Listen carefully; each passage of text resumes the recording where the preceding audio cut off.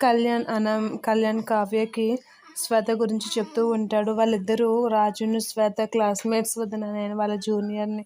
శ్వేత అన్నయ్యని లవ్ చేసింది కానీ అన్నయ్య లవ్ చేయలేదు అని అంటే, ఏం కవి గారు అంటే, అన్నయ్య కానీ శ్వేతను లవ్ చేస్తే అన్నయ్య ప్రేమను కాదనేవారు ఎవరు వదిన ఇంట్లో, కానీ అన్నయ్య లవ్ చేయలేదు, జస్ట్ వాళ్ళిద్దరు ఫ్రెండ్సే, కానీ శ్వేత మాత్రం లవ్ చేసింది.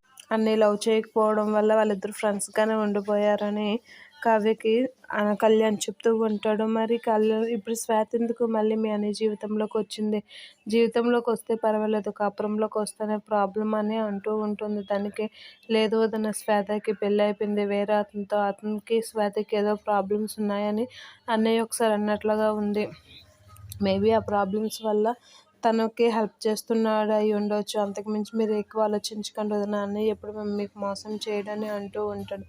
లేదు కవి గారు, నాకెందుకో భయమేస్తుంది అని అంటూ ఉంటాడు. లేదు వదిన, వాళ్ళిద్దరూ డివోర్స్ తీసుకుంటున్నారని కూడా విన్నాను, అది ఎంతవరకు నిజమనేది నాకు తెలియదు. ఈ మధ్యన అన్నయ్య నాతో మాట్లాడడం చాలా తక్కువ కదా, పెళ్ళి అనుకున్నప్పటి నుంచి మా ఇద్దరి మధ్యన మాటలు తక్కువ వల్ల నాకు ఎలాంటి విషయాలు ఏమి తెలియకపోవడం వల్ల మీకు ఎంతవరకు ఇది వచ్చింది అని అంటూ ఉంటాడు.